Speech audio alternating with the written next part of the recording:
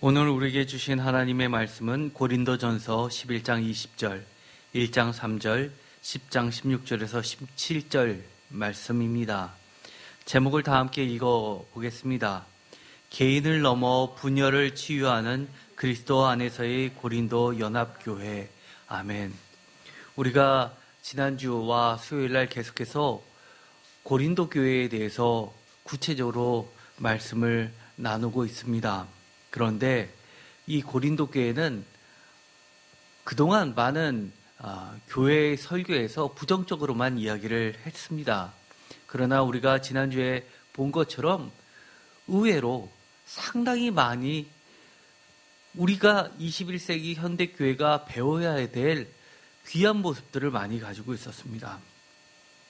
그 중에서 오늘 첫 번째, 두 번째 시간에 다 하지 못한 마지막 부분을 함께 엮어서 아주 중요한 오늘의 말씀을 드리고자 합니다. 바로 그것이 연합의 문제입니다.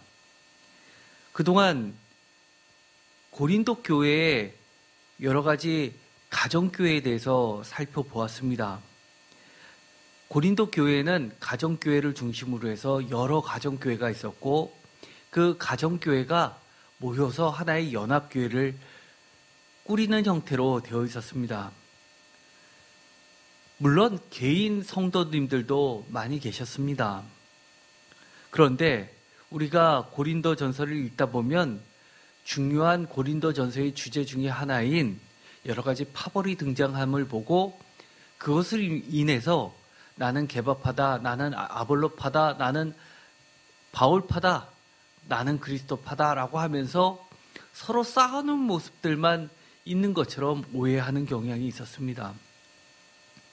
그런데 그 이야기를 사도 바울이 대놓고 하면서 오히려 우리에게 너무나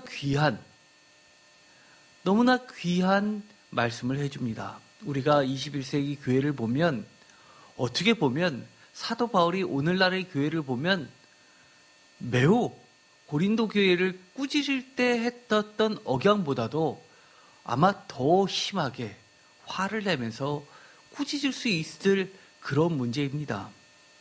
마치 많은 사람들이 착각하고 있는 것처럼 오늘날의 교회는 대부분의 교회가 교회 안에서 고린도 교회가 당면한 여러 가지 분파, 분열에서 벗어나서 화합을 하고 있는 교회가 대다수인 것처럼 생각하는 경향이 있습니다. 그리고 일부 교회가 싸워서 교회가 쪼개진다라고 생각하는 경우가 사실 대부분입니다. 그런데 사도 바울의 시각으로 오늘날의 현대교회를 보면 사실은 고린도 교회보다도 더 심각한 수준으로 분열과 분쟁을 지속하는 형태를 띠고 있습니다. 이제 하나하나 자세히 살펴보도록 하겠습니다. 그러는 과정 속에서 왜 그렇게 사도 바울이 연합을 중요시 했는지도 이해할 수 있게 되고 또 고린도 교회뿐만 아니라 사도행전을 통해서 초대 교회가 기독교 역사상 많은 연합을 이루었던 것을 또한 확인할 수 있을 것입니다.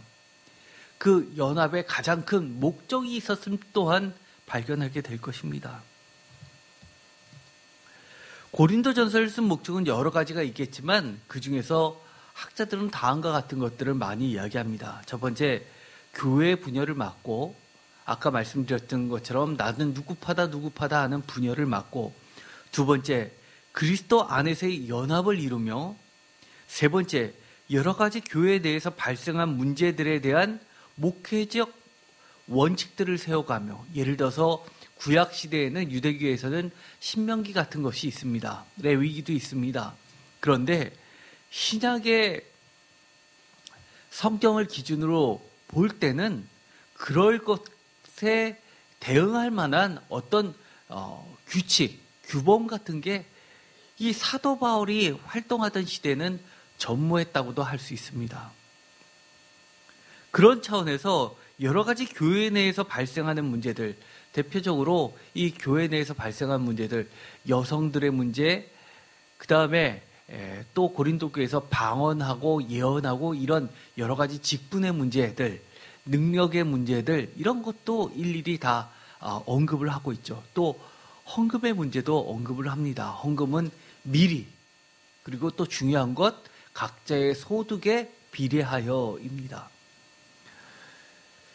그런데 여러 가지 문제들을 바로 목회적 돌봄, 마치 유모처럼, 어머니처럼, 아버지처럼, 때로는 선생님처럼 이 케어링하는 목회적 돌봄 차원에서 이 고린도전서가 쓰여졌다고 봅니다. 다섯 번째는 이러한 모든 가르침에 주님으로부터 직접 받은 자신의 사도로서의 권위를 세우는 것도 중요한 목적 중에 하나입니다.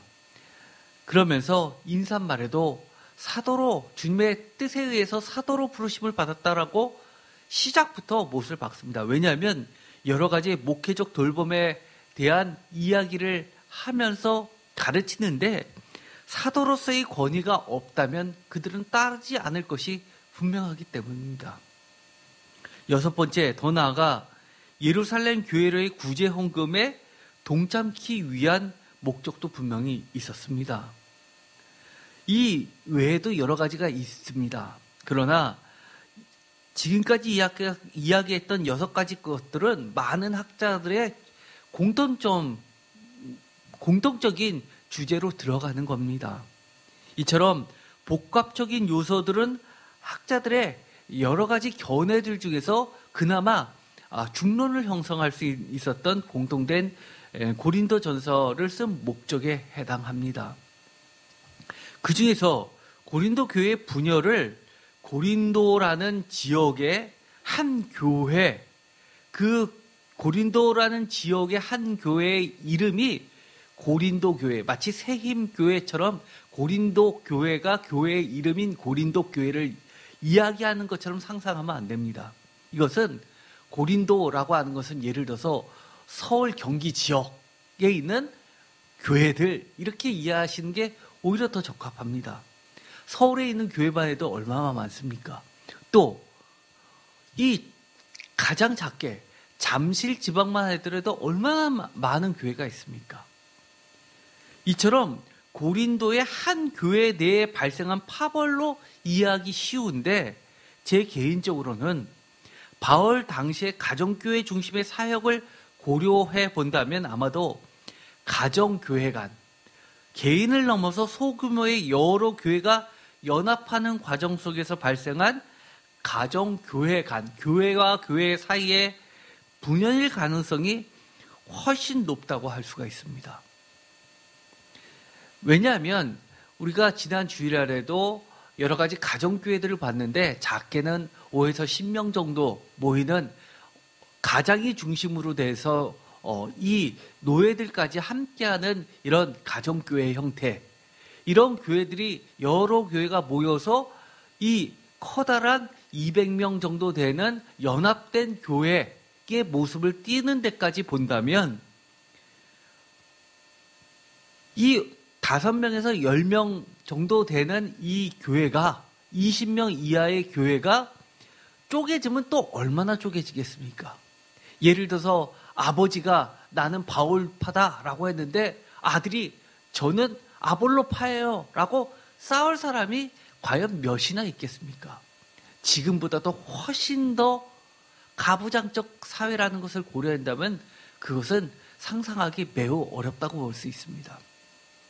아마도 가정교회 중심에 어떤 가정에서는 아볼로파, 어떤 가정교회에서는 난 아볼로보다는 바울이야, 나는 어떤 교회에서는 나는 베드로, 게바파야 라고 이야기하는 여러 가지 교회 간의 그런 분열일 가능성이 있다고 보는 것이 훨씬 더 합리적일 것입니다.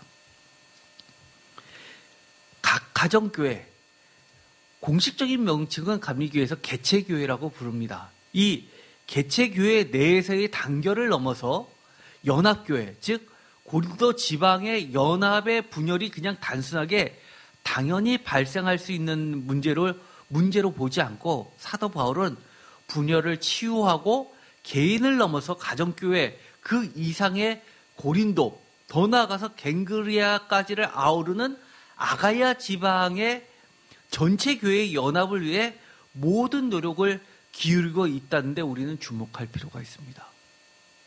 왜 바울이 그토록 이 분열을 치유하는데 많은 고린도전서에 편지를 할애했는지를 우리는 반드시 알아야 합니다. 많은 교회 일을 지금까지 해오셨던 성도님들, 직분자들은 교회들이 모여서 연합 행사를 하나 치룬다라고 하면 정말 많은 서로 상반대 입장에서 조종하는 그 과정이 쉽지 않다는 걸 잘 알고 있을 겁니다.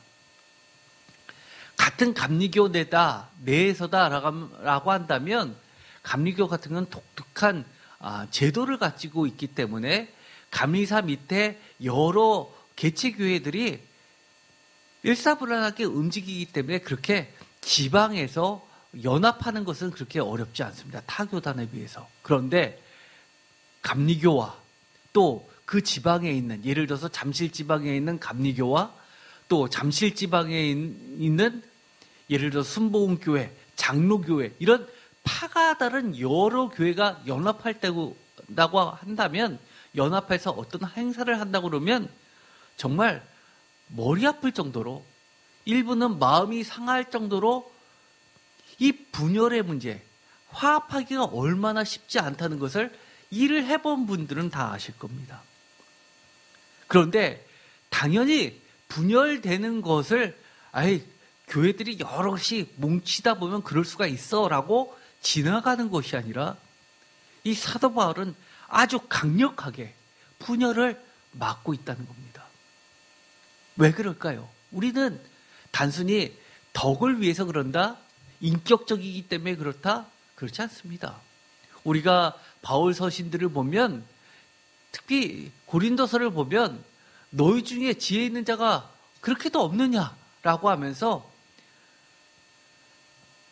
이 아들이 아버지의 부인, 비록 피가 섞이진 않았지만 여러 가지 둘째, 셋째, 넷째 되는 부인과 관계를 맺는 것을 보고 나서 심하게 꾸짖으면서 내쫓으라는 말까지 할 정도입니다.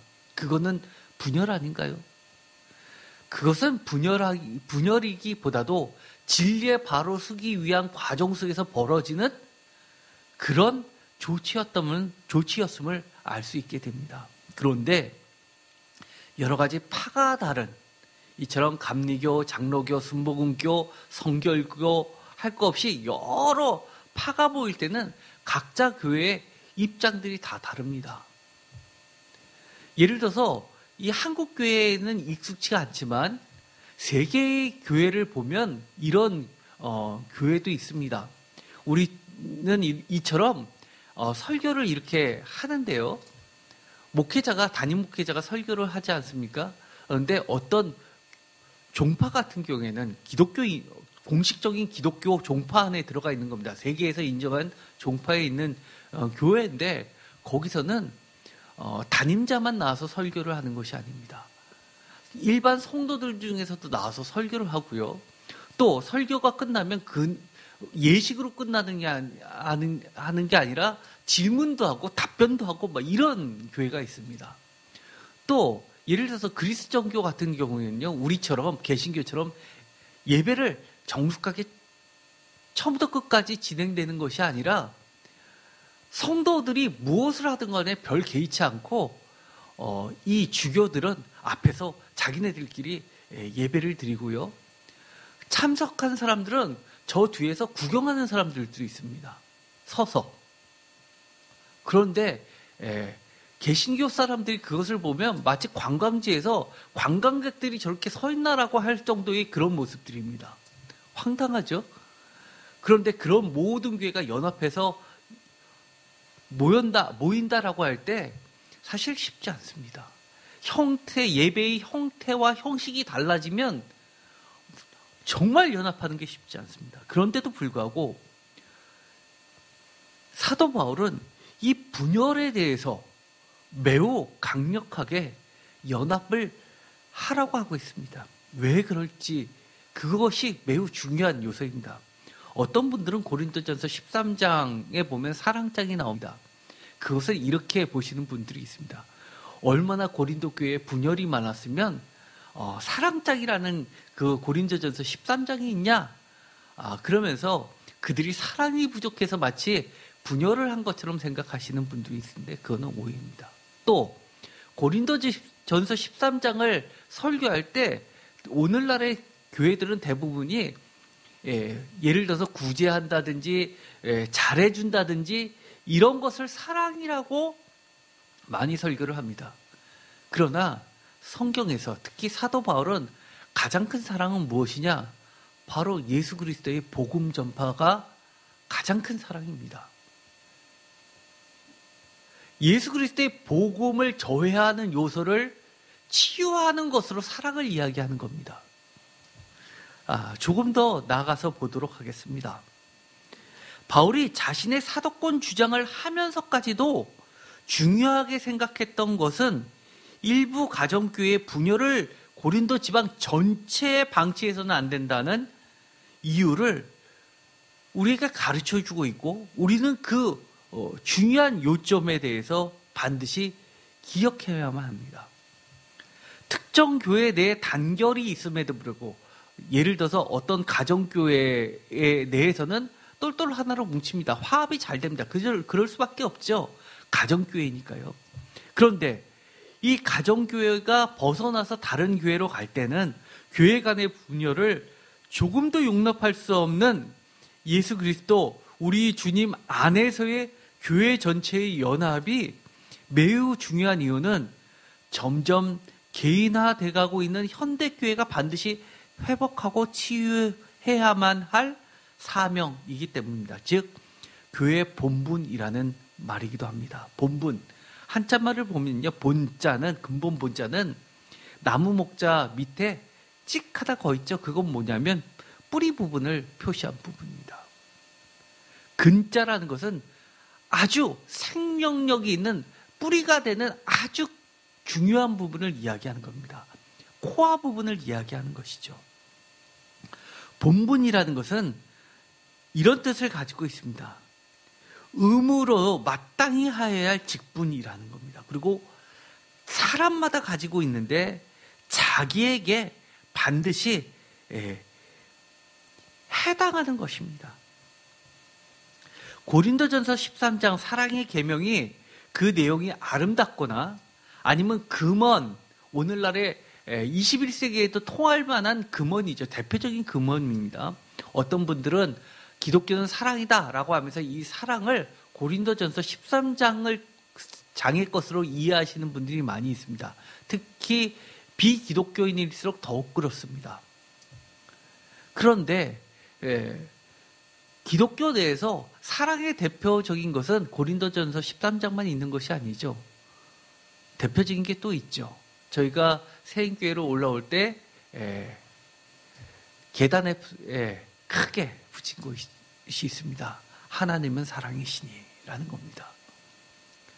그가 우리를 먼저 사랑했다라고 하면서 우리를 영원한 생명으로 초대하고 있다는 겁니다. 그런데 이 고린도전서 13장의 사랑의 계명이 누가 보더라도 심지어 비기독교인이 듣더라도 정말 이거는 아름다워. 이건 정말 금언이야. 하기 때문에 마치 고린도전서 전체를 비춰준다라고 생각하면 잘못된 겁니다. 내용이 그래서라기보다도 이 고린도전서 13장의 사랑의 계명은 고린도전서 전체를 비춰주는 조명 같은 이유이기도 합니다. 즉 분열을 치유하고 그리스도 예수 안에서의 참된 연합을 하게 함으로써 교회가 그리스도와의 한 몸을 이루는데 더 큰 목적이 있기 때문에 이 고린도전서 13장이 비록 한 장의 뒷부분에 마치 생활윤리처럼 들어가 있지만 이것이 고린도전서 1장부터 마지막까지의 배경인 것처럼 우리에게 느껴지는 겁니다. 고린도전서 1장의 분열을 이야기했지만 그 분열을 치유해주는 것으로서 이 사랑이 언급되고 있다는 겁니다. 왜 사랑을 언급할 거예요? 그것은 최종적으로는 교회가 그리스도와의 한 몸을 이루게 해주는 아주 중요한 목적이 있기 때문입니다. 이 고린도전서 13장 2절, 13장 1절부터는 유명한 말씀이 나오죠. 내가 사람의 방언과 천사의 말을 할지라도 사랑이 없으면 소리나는 구리와 울리는 꽹과리가 되고, 내가 예언하는 능력이 있어 모든 비밀과 모든 지식을 알고 또 산을 옮길 만한 모든 믿음이 있을지라도 사랑이 없으면 내가 아무것도 아니요, 내게 사랑이 없으면 아무것도 아닙니다 라고 이야기를 하고 있습니다. 이처럼 1절부터 사랑에 대해서 이야기를 쭉 하는데, 여태까지 우리가 성경 말씀을 볼 때 항상 그 전후가 중요하다고 그랬습니다. 12장을 보면은요, 이렇게 되어 있습니다. 12장에 바로 13장의 사랑을 이야기하기 바로 전절에, 특히 12장 1절에 신령한 것에 대해서 이야기합니다. 그러면서 신령한 것을 가르쳐준다라고 하면서 3절에 그러므로 내가 너에게 알리려니 하나님의 영으로 말하는 자는 누구든지 예수를 저주할 자라 하지 아니하고 또 성령으로 아니하고는 누구든지 예수를 주라 시인할 수 없느니라. 교회는 성령이 가득한 것이죠. 교회는 바로 예수님을 주라고 고백하는 곳입니다. 그러면서 4절 은사는 여러 가지나 성령은 같고 직분은 여러 가지나 주는 같으며, 6절 또 사역은 여러 가지나 모든 것을 모든 사람 가운데 이루시는 하나님과 같으니 라고 하면서 4절, 5절, 6절을 보면 중요한 이야기를 합니다. 성령은 같고 주는 같으며 하나님은 같으니 라고 하면서 같다 삼위일체를 말하는 것 같습니다. 그런데 12장 맨 끝에 절, 13장 바로 직전 절을 보면 이렇게 이야기합니다. 31절에 다 같이 읽겠습니다. 너희는 더욱 큰 은사를 사모하라. 내가 또한 가장 좋은 길을 너희에게 보이리라 라고 하면서 그 다음에 13장 1절부터 사랑장으로 넘어가는 겁니다. 더 큰 은사가 무엇입니까? 바로 사랑입니다. 그렇기 때문에 13장 맨 마지막에 보면 뭐라고 이야기하냐면 13절 그런즉 믿음, 소망, 사랑 이 세 가지는 항상 있을 것인데 그 중에 제일은 사랑이라 라고 이야기하면서 믿음, 소망, 사랑 이 모든 것이 중요한데 그 중에 제일은 사랑이라고 이야기합니다. 제가 전에 이런 말씀을 드린 적이 있었죠. 고린도전서 13장에서는 사랑을 제일로 치지만 예를 들어서 데살로니가전서 올해 우리의 표로는 소망을 더 친다고 이야기했습니다. 그것은 어떤 관점에서 어떤 상황에서 이야기하느냐에 따라서 달라질 수 있는 겁니다. 그런데 여기서 사랑이 제일이라고 하는 이유, 그것은 하나님은 곧 사랑이시고 하나님 사랑의 결정체가 예수 그리스도시고 예수 그리스도는 바로 십자가라는 것을 통해서 하나님의 사랑이 드러난 것입니다. 하나님의 사랑이 무엇이냐라고 할 때 사도 바울은 이렇게 이야기하는 겁니다. 예수 그리스도의 십자가 사건을 통해서 우리에게 주신 사랑이라는 겁니다. 그것이 바로 우리를 구원시키시고 우리를 영원한 생명으로 인도하시는 겁니다. 그런데 여기서 이렇게 이야기합니다. 13절 11절 내가 어렸을 때 어린아이를 버려놓으라. 어린아이는 마치 거울로 보는 것처럼 12절에 희미하고 부분적이라고 이야기를 합니다. 그런데 이 장성한 사람이 되면 어떻게 되냐? 12절 얼굴과 얼굴을 대하여 보는 것, 주께서 나를 아시는 것 같이 온전히 알게 되고, 그리고 믿음, 소망, 사랑 이 세 가지 중에서 사랑을 온전히 할 수 있게 된다고 이야기합니다. 그러면서 14장으로 넘어가면 이렇게 이야기합니다. 사랑을 추구하라 라고 하면서 그 뒤에 보면 특별히 예언을 하려고 하라 라고 합니다. 참 특이하죠? 아까는 사랑장에서는 예언도 폐하고 방언도 폐하고 그러면서 사랑만이 남는다고 이야기하는데, 여기서는 사랑을 추구하는데 특별히 예언을 하라고 하면 오늘날로 이야기하면 사실 좀 앞뒤가 안 맞는 것 같습니다. 왜냐하면 법조항에서도 특별법이라는 것이 있죠. 일반 조항에 단서를 닫고 특별조항을 넣으면 특별조항이 항상 상위법입니다. 그러면 사랑을 추구하는데 예언이 사랑보다 더 높은 건가? 라고 생각하실 수가 있습니다.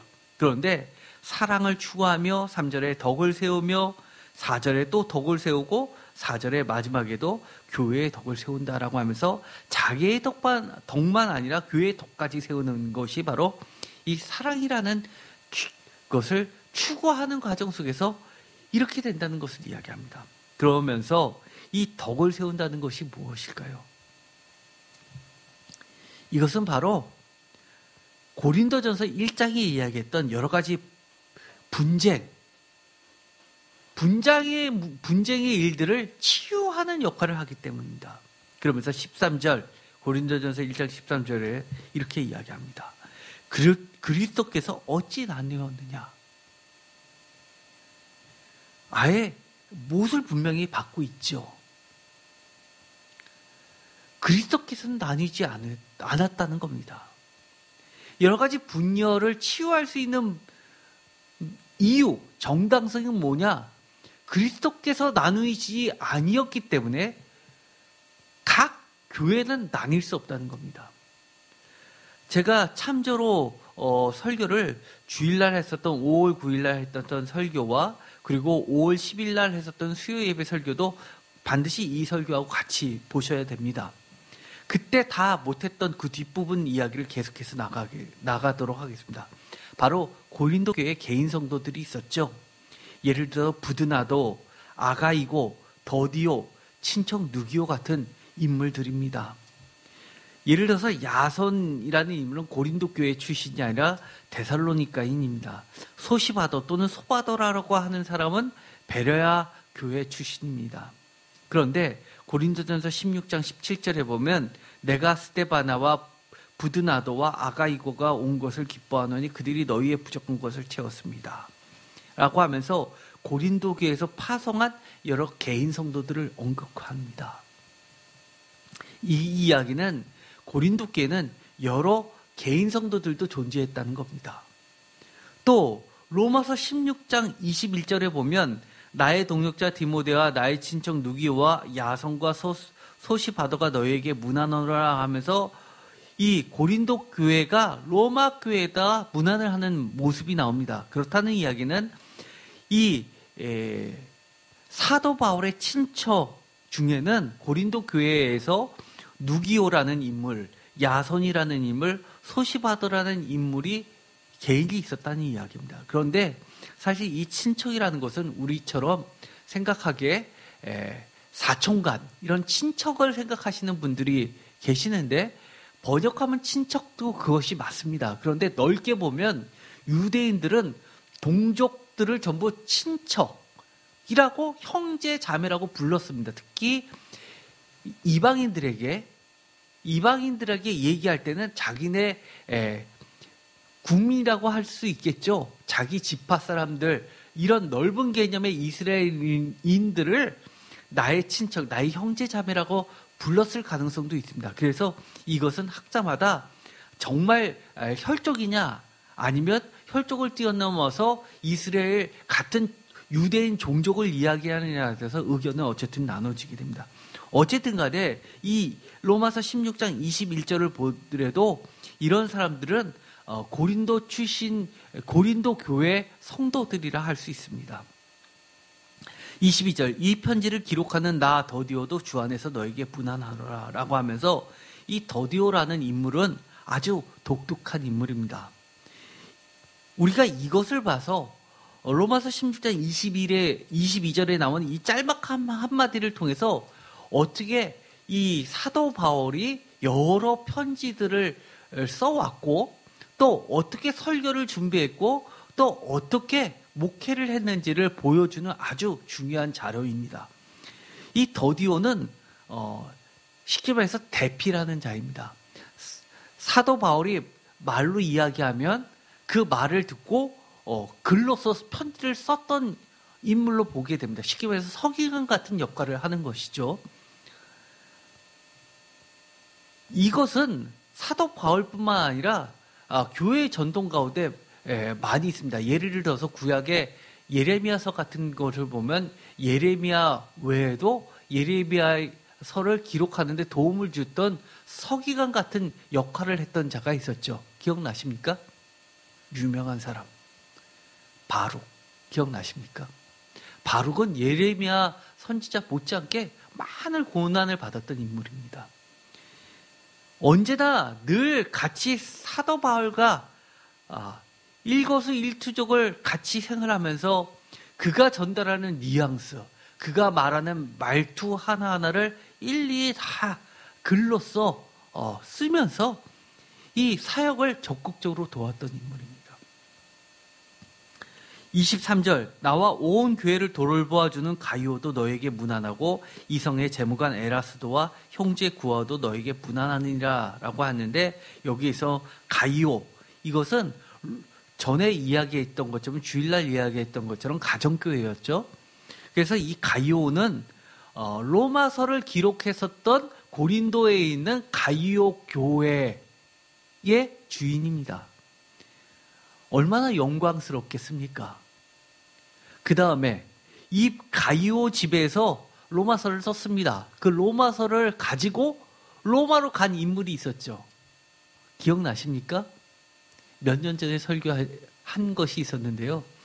베베라고, 갱그레아 교회 목회자, 여성 목회자 베베라고 들어보셨죠? 베베가 그 로마서를 가이오 집에서 교회에서 쓴 로마서를 가지고 로마까지 간 여성 목회자입니다. 그래서 베베를 추천하노니라는 말을 하게 됩니다. 우리가 고린도 전서 외에도 사도행전 20장 4절에 보면요, 이런 여러 가지 인물들이 나오게 됩니다. 아시아까지 함께 가는 자는 4절 베레아 사람 브로의 아들 소바도와 데살로니가 사람 아리스다고와 세군도와 더베 사람 가이오와 및 디모데와 아시아 사람 두기과 드로비모와 라고 하면서 이 초대교회에서는 이처럼 많은 개인 성도들이 있었다는 것을 기억할 필요가 있었습니다.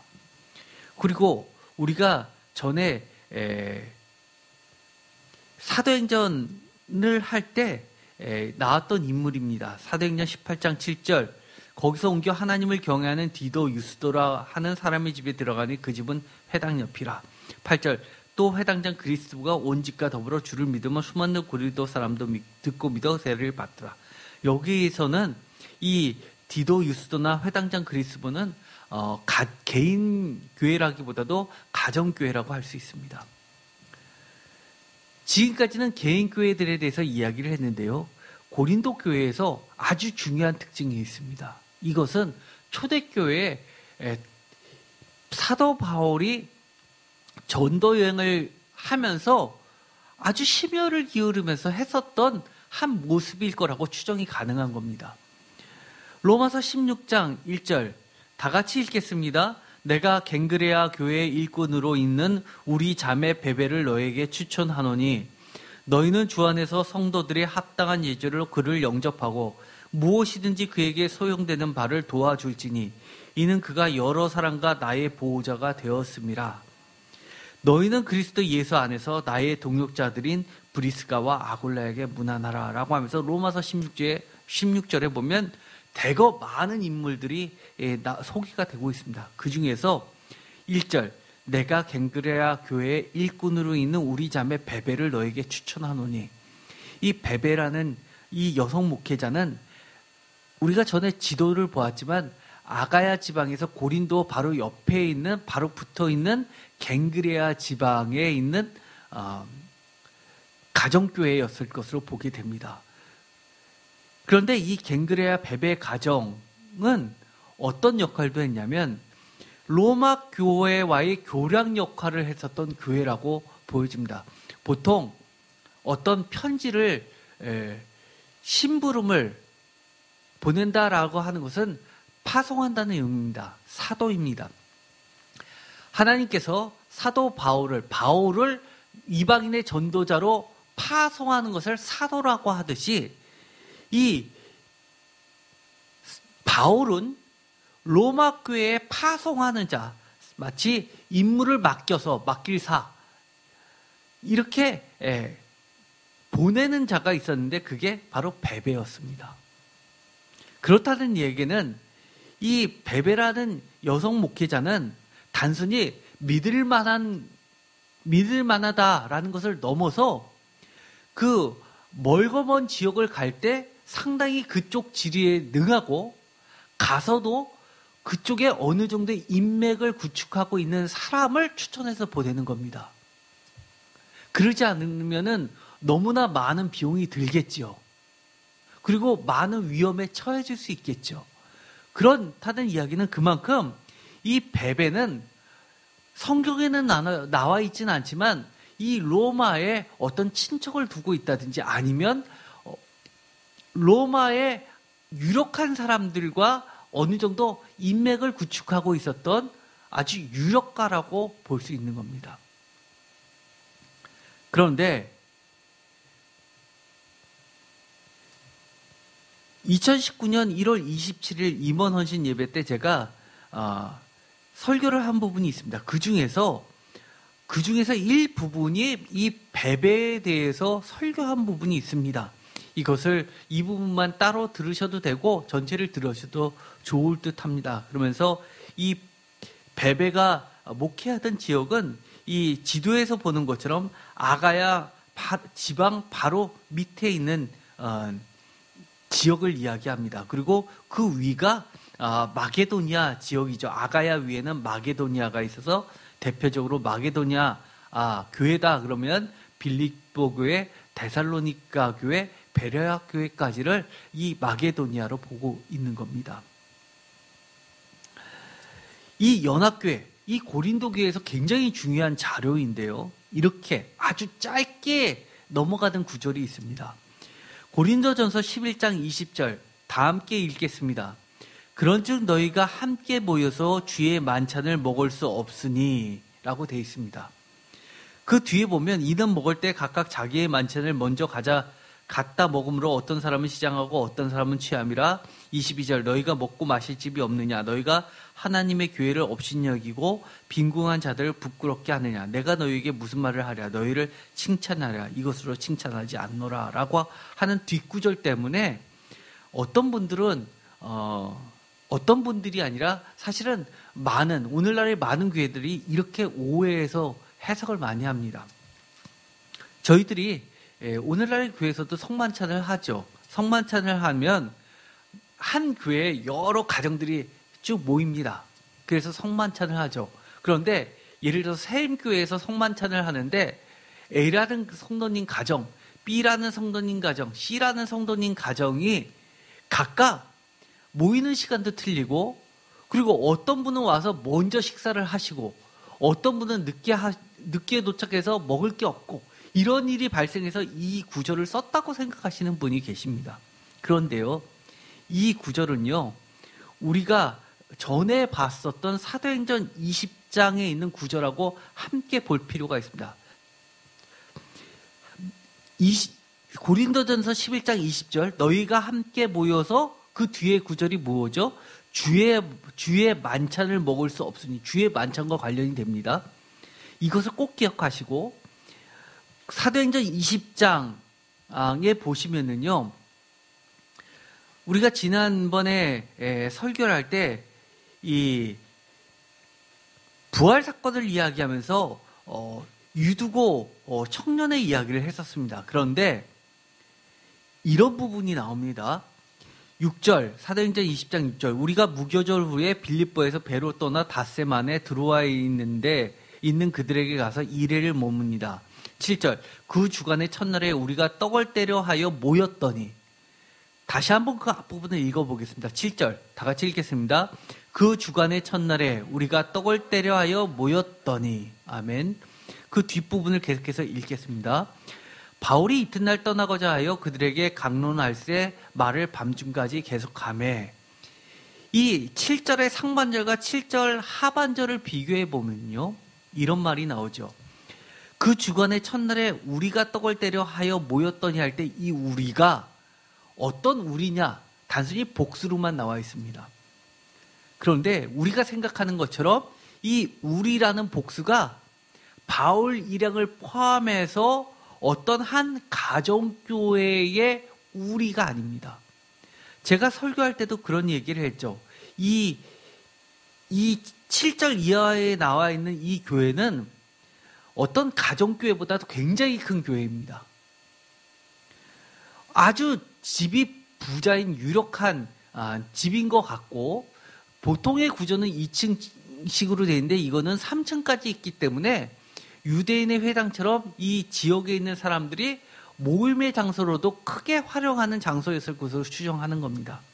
그 뒤에 보면 그 근거들이 있죠. 예를 들어서 8절 우리가 모인 윗다락에 등불이 많이 켰다. 이것은 많이 켰다라는 것은 밤이 어둡다라고 할 수도 있겠지만 등불이 많다라고도 볼 수 있는 겁니다. 등불을 켰는 데가 아니라 등불이 많이 켰는 데라고 하는 것은 그만큼 공간적으로도 크다는 얘기입니다. 그리고 7절에 보면 창에 걸터 앉은 유두거가 3층에서 떨어졌다는 것은 3층까지 굉장히 높았다는 것이 됩니다. 그리고 11절에 바울이 내려와서 그 생명이 있는 것을 확인하고 다시 올라가 떡을 떼어 먹고 오랫동안 곧 날이 새기까지 이야기하고 떠나니라 라고 하면서 이 바울이 이야기를 했던 곳은 우리가 생각하는 것처럼 대형교회에서 1층에 사람들이 많이 있고 2층에 1층보다는 조금 좁은 테두리가 있어서 위에서 내려다보고 3층도 있고 이런 구조가 아니라 바울은 2층에 올라가 있을 정도로 1층, 2층, 3층이 굉장히 컸다는 이야기가 되는 겁니다. 그래서 이 구조를 보면 많은 사도행전 학자들은 이 사도행전과 이 고린도전서에 있는 내용을 종합해서 이 사도행전 20장에 있었던 이 모습은 여러 각각의 가정교회와 개인 교회들이 일정한 기간에 특별한 기간에 한데 모여서 주의 만찬을 했을 것으로 보는 겁니다. 쉽게 말해서 오늘날의 많은 교회들이 부활주일날 연합해서 모이는 것처럼 그런 형태로 특별한 절기를 보냈을 것으로 보게 됩니다. 또 이것이 무교절 후라고 한다는 이야기는 유월절 다음이 무교절로 가다 보니까 우리가 유월절 하면 생각나는 것이 있죠. 예수님의 십자가와 부활 사건입니다. 그렇기 때문에 무교절 후라고 하는 이 주의 만찬 시간은 보통의 주의 만찬, 보통의 주일날하고는 사뭇 다르게 매우 예수님의 십자가 부활 사건을 보다 집중적으로 조명하면서 말씀을 나누는 특별 행사였을 것으로 추정이 되는 겁니다.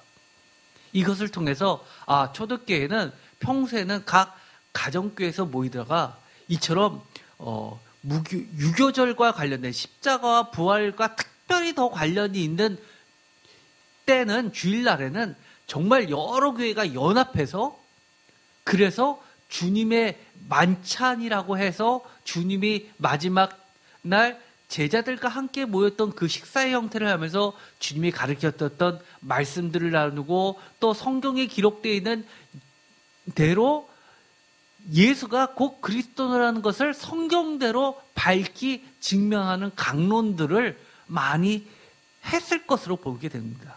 그래서 밤중까지 계속하매 라고 하면서 이야기를 하는 겁니다. 사도 바울은 여기 있는 것처럼 7절에 있는 것처럼 바울이 이튿날 떠나고자 하여 해야 할 일이 많은데 시간은 별로 없기 때문에 이런 사건이 터졌음에도 불구하고 방해받지 않으면서 곧바로 다시 주님의 말씀들을 기억하면서 하나님의 말씀에 구약에서 기록된 여러 가지 것을 가지고 하나님의 뜻을 예수 그리스도 안에서 성취됐었던 것으로 그렇게 바쁘게 일정들을 소화했었던 것으로 추정할 수 있습니다.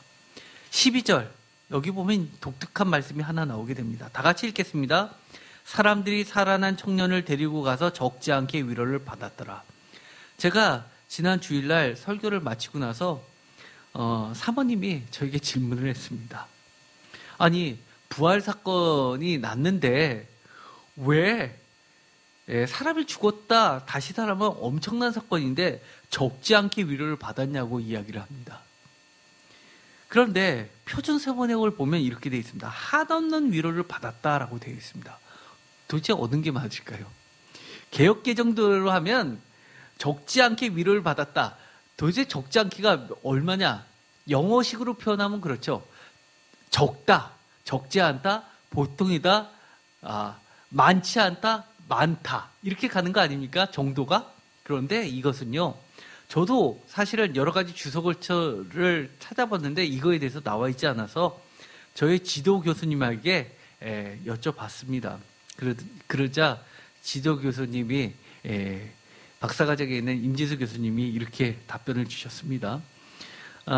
적지 않게라는 말은 우메트리오스라는 우라는 부정어, 낫이라는 것과 메트리오스라는 말하고 붙여서 이렇게 된다는 겁니다. 메트리오스라는 말 그 자체는 적절히 제한된 범위에서 어느 정도라는 뜻이고 우는 낫이라는 뜻입니다. 영어로 이야기하면 그야말로 not many죠. 그런데 수학적 표현이라는 겁니다. 이것은 제가 수거입니까? 라고 물어봤는데 수거는 뭐죠? 수거는 어느 곳에든지 그렇게 써야 되는 겁니다. 근데 그게 아니라 수사학적 표현이라는 겁니다. 그래서 우메트리오스 하면 수학적 표현으로 매우 엄청나게 괄목한 만한 이라는 뜻으로 해석된다는 겁니다. 그 당시 헬라 시대 때 바울이 활동하던 시대에는 이 수사학은 굉장히 학문이었습니다. 그때는 연설이 매우 중요했기 때문에 수사학이라는 수사학만을 가리키는 학교가 있었을 정도입니다. 그래서 철학가들이라든지 정치가들은 그 학교에서 수사학을 배웠던 겁니다. 그래서 이것을 제대로 번역하면 표준세 번역처럼 한없는 위로를 받았습니다라고 번역해야지 맞는데 이 개역개정은 이것을 원문을 살려서 적지 않게 위로를 받았다라고 번역했다고 이렇게 말씀하십니다. 그러니까 종각해 보면 이 표준세 번역이 원래 뜻에 맞게 번역한 거고 그리고 글자 그대로 번역한 건 개역개정입니다. 많은 한없는 위로를 받았다는 겁니다. 엄청나게 위로를 받았다는 겁니다. 어쨌든 간에 여기서 중요한 거는 바로 이겁니다. 교회 화합, 나아가서 교회 연합, 분열을 치유하는 화합, 더 나아가서 교회와 교회의 연합이라는 것의 정당성은 사도 바울은 이렇게 보는 겁니다. 예수 그리스도 안에서의 하나됨이라는 겁니다. 한 몸을 이룬다는 겁니다. 고린도전서 10장에 보면요, 이 성만찬의 이야기할 때 중요한 이야기를 합니다. 고린도전서 10장 16절 다 같이 읽겠습니다. 우리가 축복하는 바 축복의 자는 그리스도의 피에 참여함이 아니며 우리가 떼는 떡은 그리스도의 몸에 참여함이 아니냐. 떡이 하나요 많은 우리가 한 몸이니 이는 우리가 다 한 떡에 참여함이라. 고린도전서 11장 23절 내가 너에게 전한 것은 주께 받은 것이니 곧 주 예수께서 잡히시던 밤에 떡을 가지사 11장 26절 너희가 이 떡을 먹으며 이 잔을 마실 때마다 주의 죽으심을 그가 오실 때까지 전하는 것이라. 고린도전서 11장 28절 사람이 자기를 살피고 그 위에 이 떡을 먹고 이 잔을 마실지냐. 주의 만찬을 이야기하면서 주의 만찬이 단순히 먹고 마시는 식사가 아니라 그리스도의 피에 참여하고 그리스도의 몸에 참여해서 그리스도와 우리가 하나됨이라는 겁니다. 그리스도와 한 몸을 이뤄서 참된 연합을 이룬다는 겁니다. 이것이 굉장히 중요하다는 겁니다. 이 여러 가지 가정교회들이 모여서 연합해서 한 자리에 큰 장소를 빌려서 거기서 모여서 그들이 했던 행위는 무엇이었냐 하면 주의 만찬을 함께 나눴던 겁니다. 왜요? 그런 예식을 통해서 우리가 그리스도와 한 몸, 한 영, 하나됨을 이룬다. 참된 연합이다라는 것을 몸으로 실천하면서 교육을 했던 겁니다. 쉽게 말해서 학교에서 수학만 있고 국어만 있나요? 모두 있죠? 음악, 미술 이런 것도 있죠. 이런 거 갖고 안 되는 것이 있습니다. 바로 기독교라는 건 그런 것이죠. 바울의 가르침은 몸으로 실천하면서 가르치는 겁니다. 예수님이 가르쳐 주신 방식, 성만찬이 예식이 아니라 삶에서 그리스도와 연합하는 것을 가르쳐 주신 겁니다. 그래서 계속해서 이 하나됨, 한 몸을 강조합니다. 이 전통은요, 사도 바울만 있는 것이 아니라요, 마가복음에도 있습니다. 마가복음 14장 22절부터 24절까지 이 성만찬에 대해서 이야기를 하죠. 떡과 잔에 대해서 이야기합니다. 누가복음 22장 17절부터 20절에도 성만찬에 대해서 이야기합니다. 그런데 누가복음은 좀 더 나중에 기록되었죠. 사도 바울이 먼저고 사도 바울이 60년대라면 마가복음은 65년에서 75년, 그리고 누가복음은 80년 정도, 80에서 85년으로 보고 있죠. 누가복음에 보면 22장에 17절부터 20절까지 보면 독특한 것이 하나 있습니다. 17절에 차이점을 보세요. 17절에 잔을 이야기합니다. 19절에 떡을 이야기합니다. 그 다음에 20절에 갑자기 뭐가 나오죠? 저녁을 먹은 후에 잔을 또 이야기합니다. 아까 우리가 성만찬 하면 떡을 떼고 그리고 잔을 나누는 것으로 우리는 그렇게 생각하는데, 초대교회에서의 성만찬은 어땠냐? 잔을 마시고요, 떡을 마시고요, 식사를 합니다. 우리가 흔히 예배 끝나고 오후 예배 하기 전에 공동 식사하는 애찬식처럼 식사를 합니다. 그리고 나서 그거 마치고 나서 잔을 드리는 것까지가 아마 누가복음 때다 하면 이런 형식이 고정화됐을 것으로 보는 겁니다.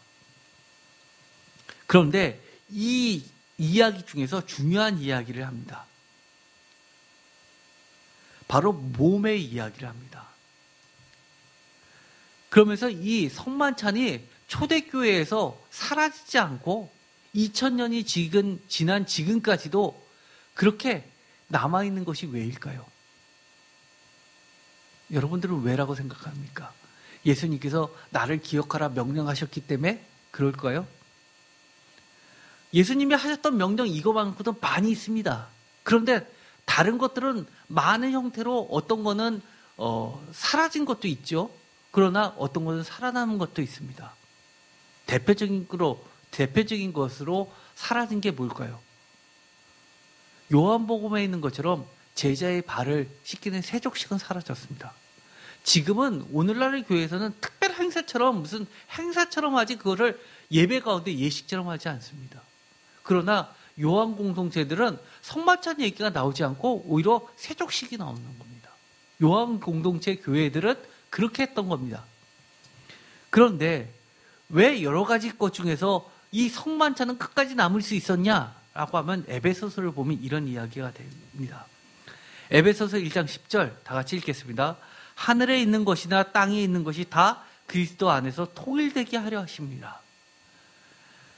없어지지 않는 초대교회 예배 때마다 했던 것, 그리고 예배 때마다 쉽게 말해서 주일날마다 했던 것, 안식일이 끝나고 첫날에 그들이 모여서 가정교회에서 했다가 특별히 무교절 때 특별히 모든 가정교회들이 연합해서 모여서 잊지 않고 했던 것, 그런 것은 어떤 것을 지향하고 있었냐면 에베소서가 기록될 때는 2세기입니다. 그때 이것으로 발전하게 됩니다. 그리스도 안에서 하늘에 있는 것이나 땅에 있는 모든 것이 통합되는 겁니다. 주의 만찬에서 중요한 것, 그리스도와 연합입니다. 그것이 모든 만물이 그리스도 안에서 통일되는 것으로 발전하게 됩니다. 이 전통은요, 요한복음에도 그대로 남아 있습니다. 요한복음 우리가 오병이어의 기적, 이것도요, 단순히 보리떡 5개와 물고기 2마리를 가지고 많은 사람을 먹여 살렸다라는 것으로 기적 이야기로 그치면 안 되는 겁니다. 사실은요, 이 요한복음 제가 설교할 때 이런 이야기를 한 것이 있습니다. 요한복음 6장 9절부터 13절까지 나오는 이 오병이어의 기적 중에서 보리떡 5개와 물고기 2마리를 가지고 5,000명을 먹이고 중요한 이야기가 있는데 예수님의 명령입니다. 12절 다 같이 읽겠습니다. 그들이 배부른 후에 예수께서 제자들에게 이르시되 남은 조각을 거두고 버리는 것이 없게 하라 하심으로 이에 거두니 보리떡 5개로 먹고 남은 조각이 12바구니에 찼더라. 요한 공동체는 이 잠보다도 뭐에 굉장히 의미를 가지고 있었냐면 이 떡에 대해서 의미를 많이 가지고 있었습니다.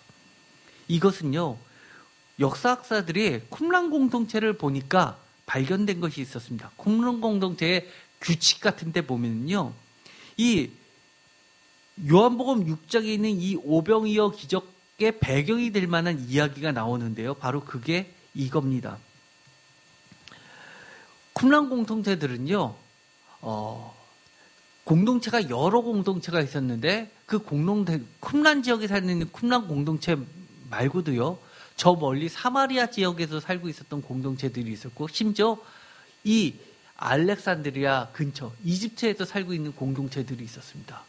그런데 그들이 일정 기간에, 특히 유월절이 지나면 그들이 한 공간에서 들에서 모이는 그런 모임이 있었습니다. 그런데 그 각각의 그 집 교회들이, 그들의 모임들이 일정 간격으로 이렇게 모였다가 다 같이 모여서 그들이 예식을 치렀죠. 그래서 오병이어의 기적에 보면 복음서에 공통적으로 나오는 이야기가 있습니다. 일정한 단위로 서로 나눠 앉게 되죠. 그러고 나서 그들이 떡을 떼고 넘기고 그들이 있답니다. 꼭 주의 만찬처럼 묘사가 되어 있죠.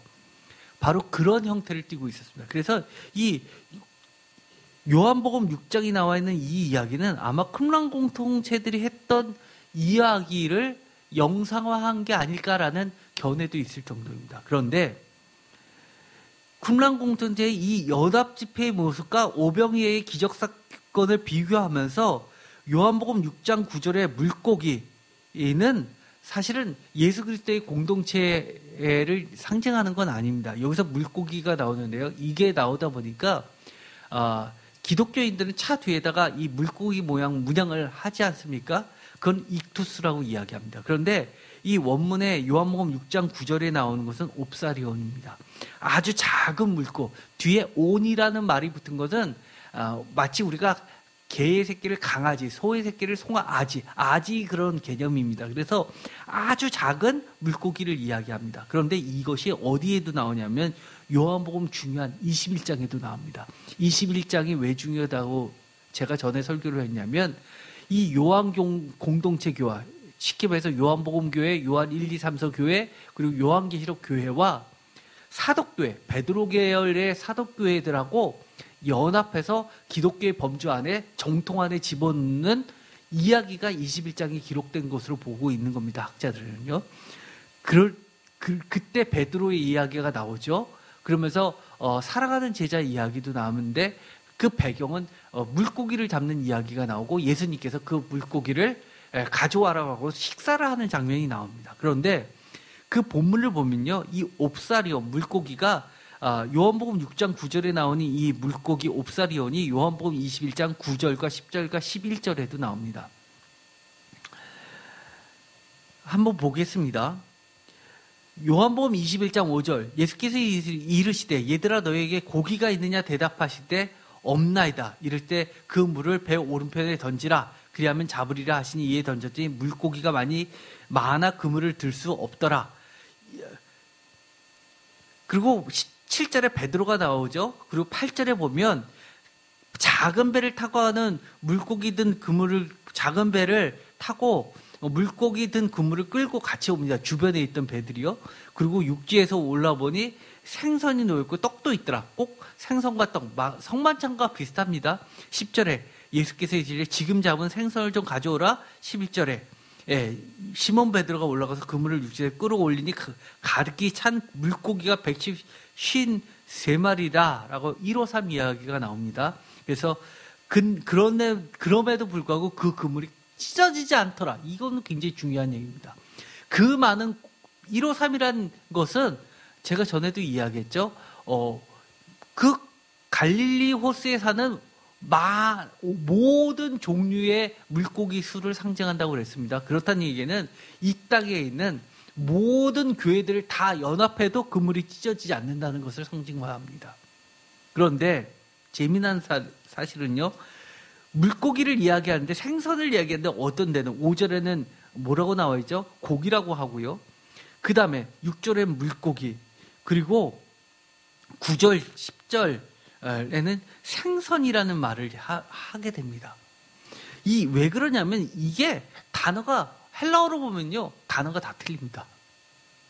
그래서 사실 이 21장만 하더라도 많은 역사, 요한 공동체가 발전한 역사 단계를 보여준다고 이야기를 하는데요. 예를 들어서 21장 5절에 있는 이 고기는요, 플러스 파기온이라는 말을 쓰는데요. 이거는 물고기만 얘기하는 것이 아니라 육고기, 미트도 이야기할 수 있습니다. 쉽게 말해서 빵과 같이 먹는 생선이나 육고기, 미트, 피시나 미트를 이야기하는 데 쓰고요. 그 다음에 요한복음 21장 6절 8절에 나와 있는 물고기라고 번역한 거는요, 그야말로 피시입니다. 이것은 우리가 차 뒤에 많이 붙이는 익투스입니다.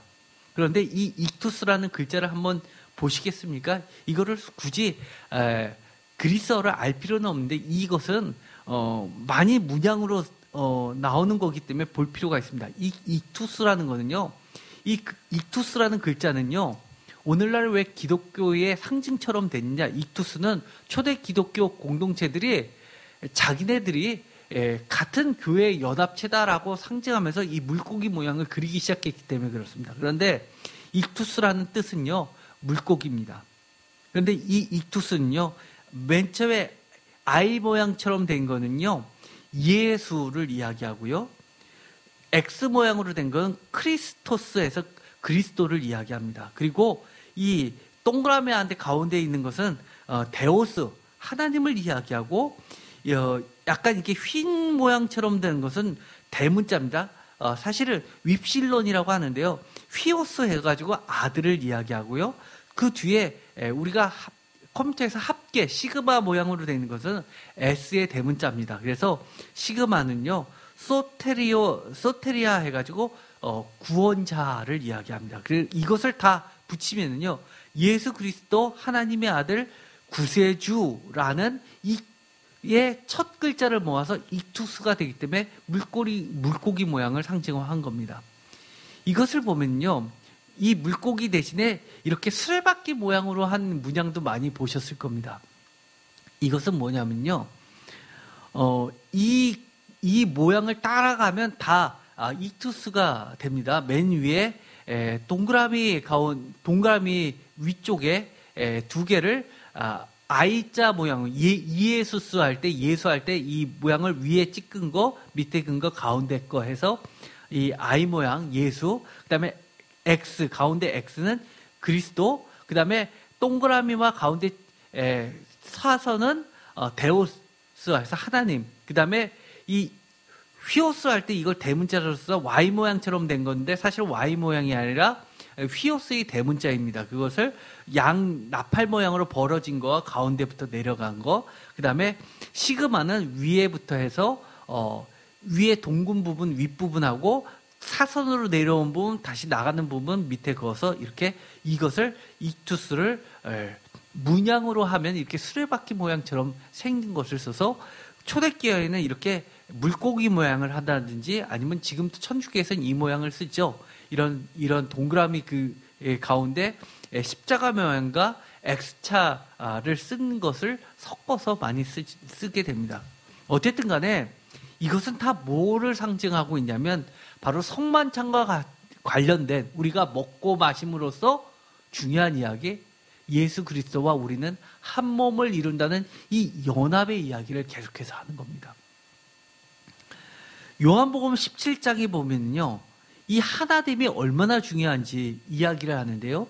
바로 17장 대제사장의 기도라고 하는 것을 보면은요, 예수님이 잡히시기 바로 직전에 제자들을 불러놓고 드리는 기도에 있습니다.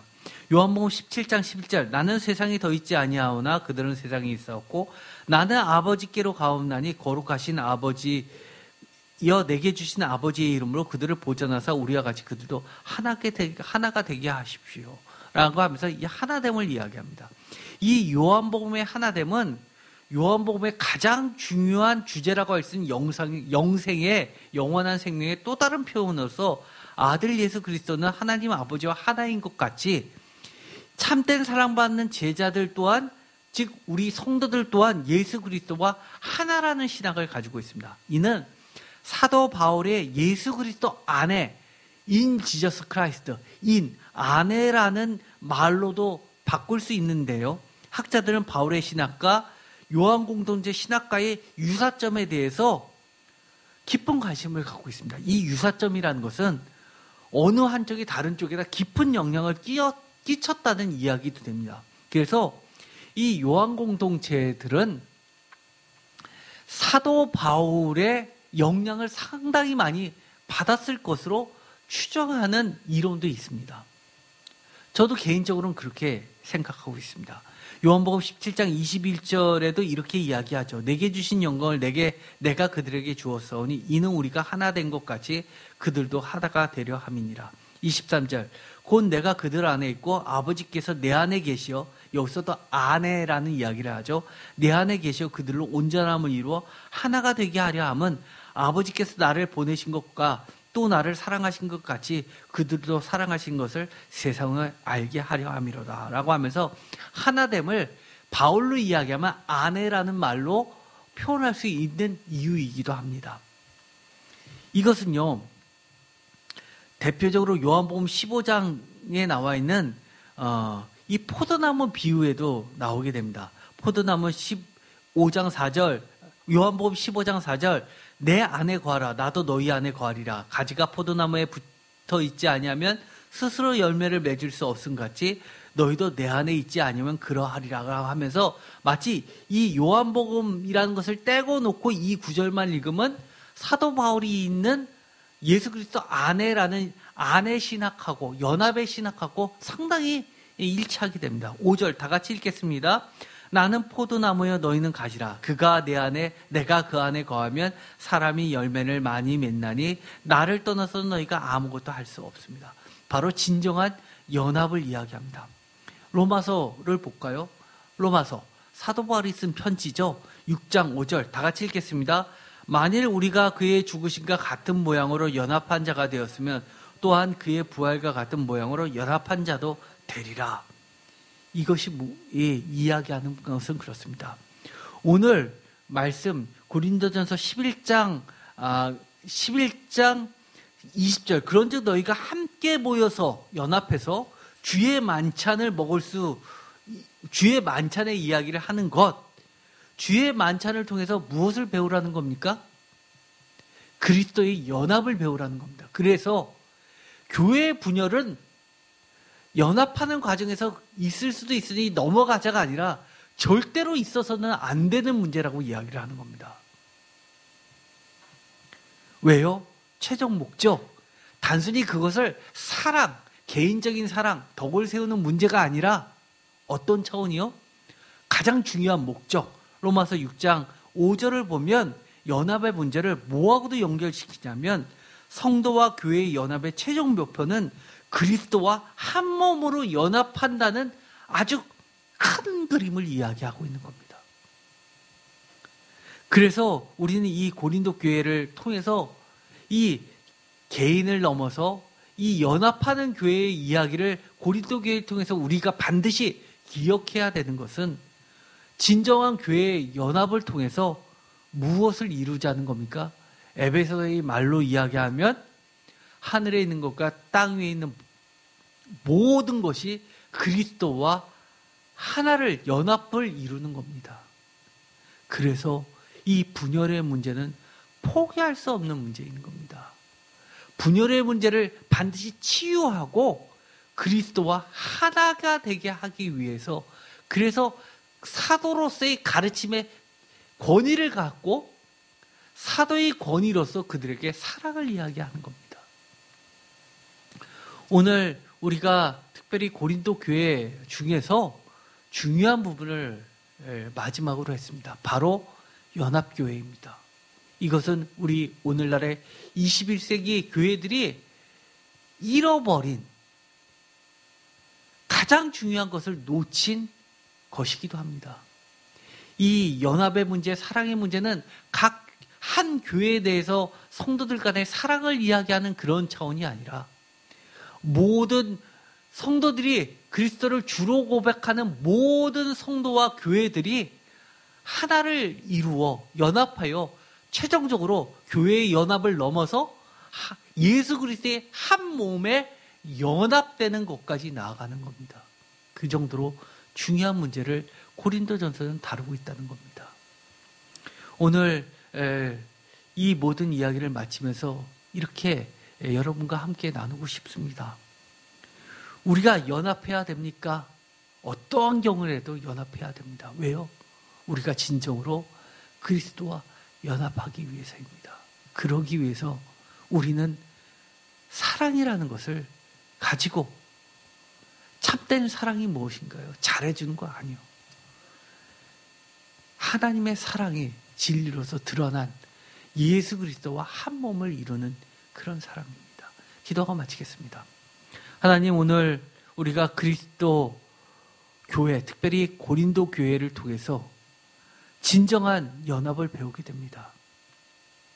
고린도 교회는 연합교회였습니다. 우리가 성도라고 하면서 교회에 소속이 되어 있다고 하면서 가장 중요한 예수 그리스도와 한 몸을 이루는 것에 대해서 소홀히 하지 않게 하여 주시옵소서.